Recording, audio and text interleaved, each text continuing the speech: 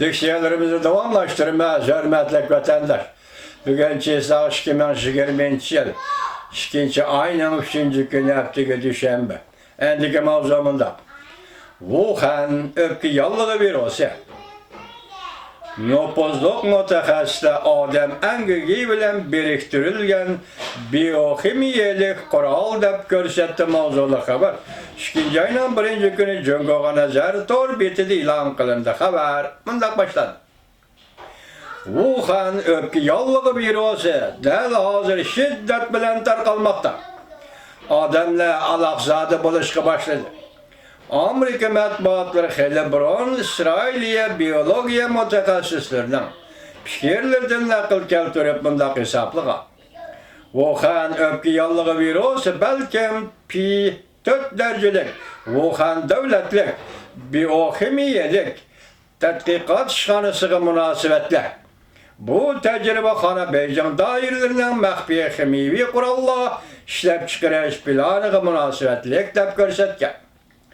Bugün Hindistan alimleri bu öpkü yallığı virüsünün adam virüs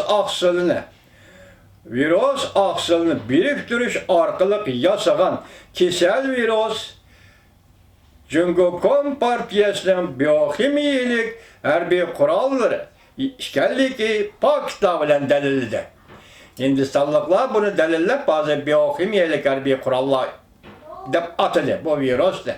Hindistan alimleri. Hindistan alimleri yeni tipli tacısman virüsünün gen özgertgenlik delillik ispatını oturup koydu, yakı baykadı. 1. ayının 31. günü.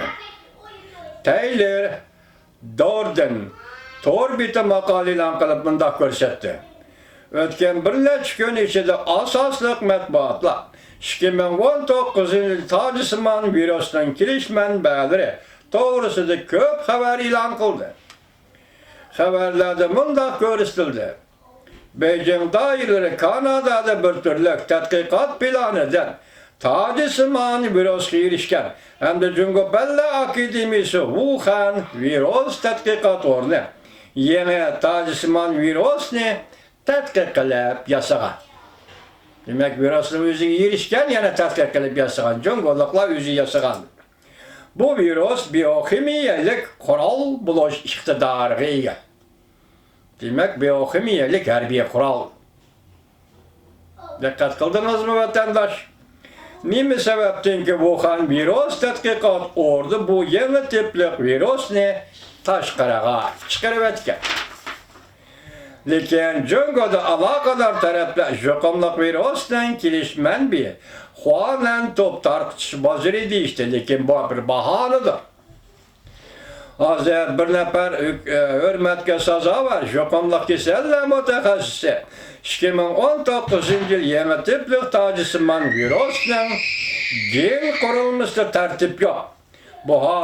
Bu juqumliq virüsden kimiyalik harbiy kural yasaştan maksatları bilen gen özgertişten ötken. Bu bir xil biyokimiyalik kural bulup kalmasın belki en acellik biyokimiyalik kuraldır. Beijing alakadar tarafla saklayıp çıkan kişilerimi bu virüsle yani ikinci kıtım yuhturup eliş mümkünlüğü vardı. 1. ayının 31. günü çıktığından Jungo Japonya Dostluk Doktorxanası öpkü yallığı saklanışın tadqiq qılğıcı mutaxassislar gruppisinin başlığı Yang Ching-Yivan muxbirga mundaq ko'rsatdi. Yuqtirib algan kişiler davolanıp saqaygandan keyin yanıla bu virüsni yuqtirib elishi mumkin. Ajallik, qo'rqinchli.